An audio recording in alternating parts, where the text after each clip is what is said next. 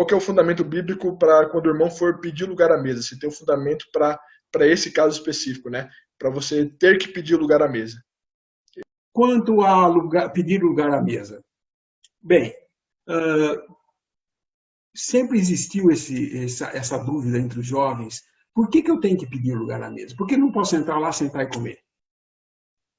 Bem, quando você estava na igreja primitiva, em que 100 subiram para um cenáculo, 100 pessoas subiram e desceram num corpo, a partir dali, conforme eles iam crendo, porque tão logo 100 desceram, Pedro pregou o evangelho, mais se converteram, dali a pouco já tinha um número avantajado de gente.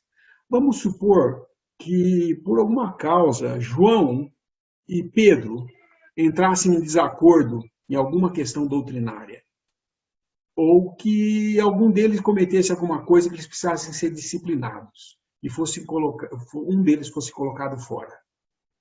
Ele estaria fora de comunhão. Se ele tivesse que entrar em comunhão com os cristãos de novo, aonde ele teria que ir? Só tinha um lugar, só tinha aquele lugar. E hoje nós não estamos assim, por quê? Conforme foram havendo as divisões, você colocar alguém fora hoje de comunhão, ele só pega, vira a esquina, deve ter alguma congregação que une muito parecido com a gente, ou qualquer coisa assim, que são cristãos. Então ele pode falar, por que eu vou ficar me submetendo à humilhação de ficar quietinho, sentar lá no fundo para ser recebido de novo?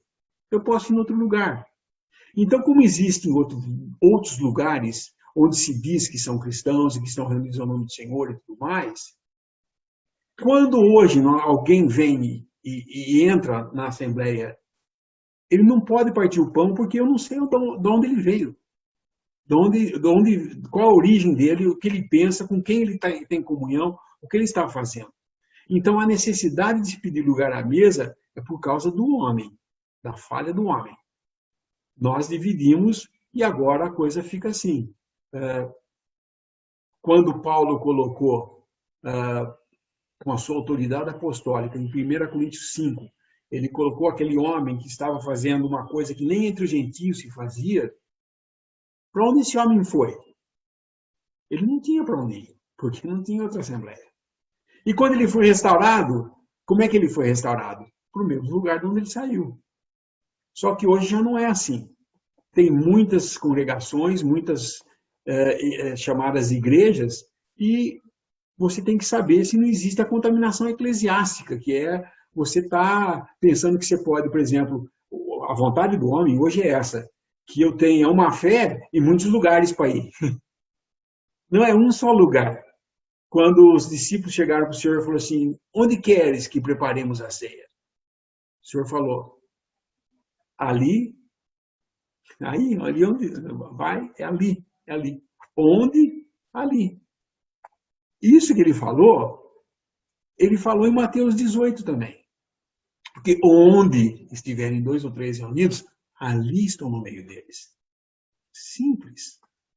Então, não é o homem que quer reunir. Se eu, por exemplo, falo, bom, o Luiz, o Breno, o Eduardo, Maria e José, vamos sentar junto e reunir o nome do Senhor para dispor no nosso meio? Se isso fosse o que está escrito em Mateus 18, nós teríamos o poder de trazer o Senhor para a nossa reunião. E nós não temos esse poder. Porque, na realidade, o que acontece, ele é o poder que nos reúne e ele se coloca no nosso meio. Então, não é da vontade do homem a decisão do homem decidir.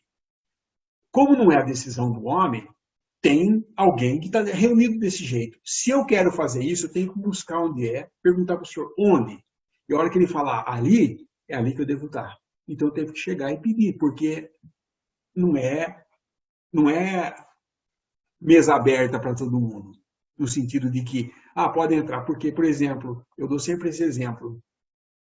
Você convida uma pessoa para ir na sua casa para almoçar. Ele é teu convidado. Você convidou. Agora, se todo mundo acha, porque eu convidei esse homem, todo mundo tem o direito de entrar e comer comigo na minha mesa, está errado, porque a mesa é minha, não é de todo mundo.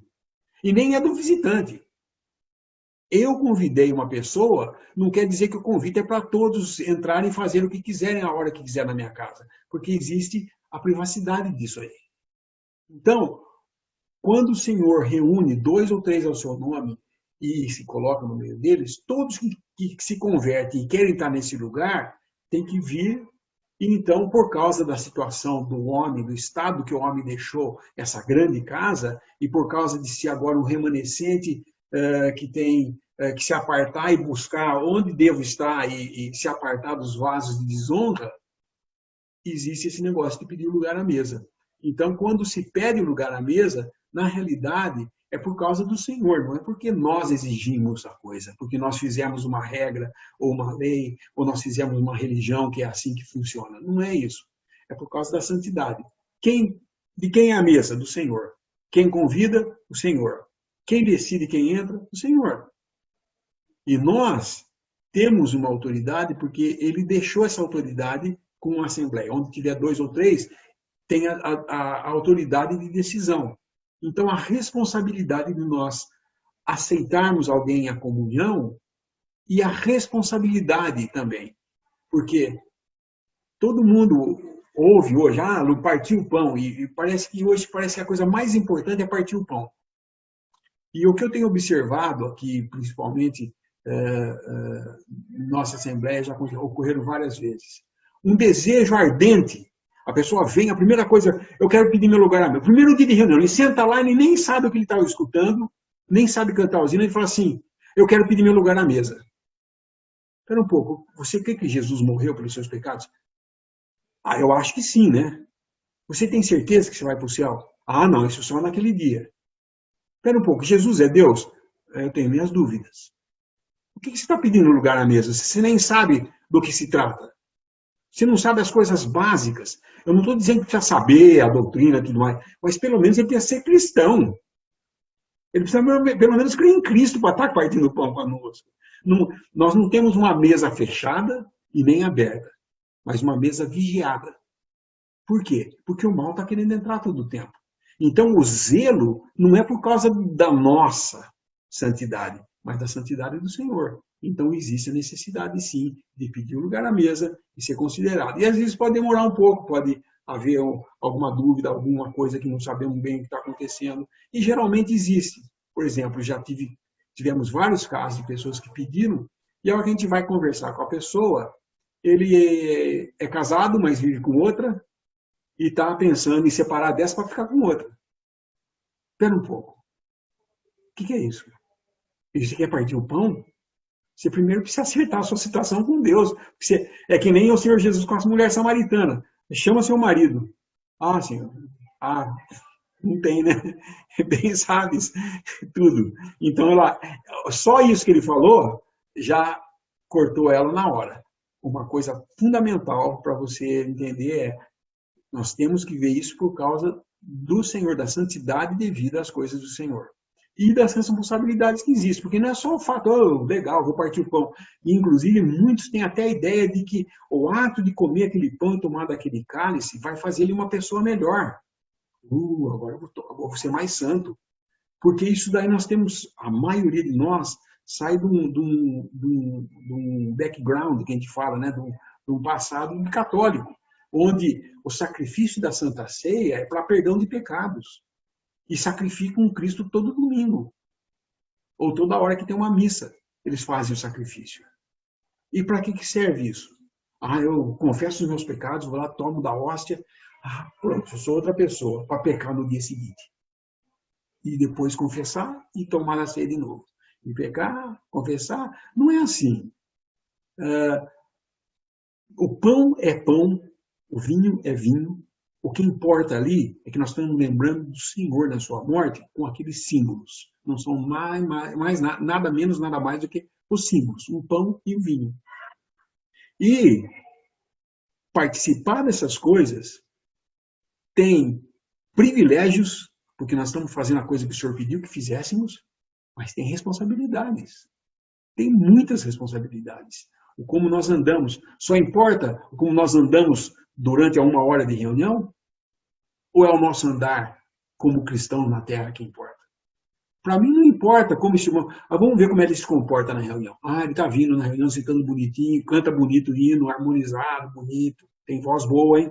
Esse nós precisamos dele para fazer força para o nosso coral. Não, não é isso que tá pesando para nós. O que está pesando é como é a sua vida. Você está aqui como membro do corpo de Cristo, querendo lembrar do Senhor na sua morte e ressurreição, naquilo que ele fez para você. Então, você tem o seu lugar à mesa. Não tem pecado, porque não está contaminado com pecado, não tem pecado doutrinal, não tem pecado eclesiástico. É batizado, tem o seu lugar à mesa, entendeu? Mas eu não posso, como o irmão falou no sábado, não seria bom se nós estivéssemos pregando o partir do pão. Pregar para as pessoas, venham partir o pão e convidar. Ou, como é que eu vou convidar se a mesa não é minha? Isso é que nem certos amigos que eu tenho, que você convida para vir almoçar e ele traz mais 2 amigos. Ah, eu convidei esses também. Mas como assim? Que falta de educação é essa? Porque eu convidei você, não seus amigos. Entendeu? Mas já aconteceu. Eu convidei uma pessoa para comer comigo e ele veio com mais 2 pessoas. Ah, é meu amigo, pode levar também? E você vai falar, não, né? Entendeu? Então, você não faz isso com as coisas do Senhor. Então, eu não posso convidar nesse sentido, eu tenho que ser muito cauteloso. Tem que haver um cuidado, tem que haver, saber que a mesa não é nossa, é do Senhor, e se alguém pedir lugar à mesa e está demorando um pouco, não tenha pressa, como nós falamos hoje nessa live. Calma, calma com o Senhor é a melhor coisa, viu? O apressado come cru. Só uma coisinha, Lineu, você falou a respeito de chamar uma pessoa porque canta bem e que não sei o que tal, então impressiona, né? E às vezes a gente é levado, né? Realmente, nós somos levados por esse tipo de coisa. Né? Não, esse irmão aqui fala bastante, ele tem uma... Nós precisamos dele. É muito complicado, irmãos, quando nós falamos que nós precisamos deste irmão na Assembleia. Né? Porque o Senhor não precisa, na verdade, de nenhum de nós. Né? Mas Ele se apraz de nos ter junto dele. Mas, como o Lineu falou, o centro tem que ser Ele. Então, não é a nossa. Às vezes a gente fala assim, vem aqui, vem conhecer a nossa reunião. Né? Está errado isso, irmãos. Venha estar na presença do Senhor, venha aprender dele. Isso é uma coisa muito importante. Isso é o princípio, né? Isso que o Lineu falou. Não é nossa mesa, é dele. Não somos nós. Ah, que bom que nós estamos aqui. Não, que bom que ele está aqui. Porque se não é ele que está aqui, por que nós estamos... Né? Não é esse o objetivo. Né? E às vezes a gente vê que em grupos de irmãos, infelizmente, né, que não têm essa verdade, eles estão contentes porque eles estão com eles. Né? E às vezes quando um deles quer sair, e eu creio que possa ter sido o exercício de vocês também, quando um deles quer sair, eles não deixam sair. Por quê? Porque são deles. Né? E nós precisamos aprender, irmãos, que não somos nós, é ele. Isso é conversão. A conversão, o que é? Era eu e o que estava à minha volta, né? E a partir de agora vai ser ele e o que está à volta dele. O Wayne Coleman falou uma coisa muito interessante na reunião que ele pregou. Ele falou quanto à adoração, né? E ele falou assim, e adoração, irmão, não é a sua adoração. Porque não é, eu estou adorando a Deus. Não, a percepção é dele. É a adoração dele.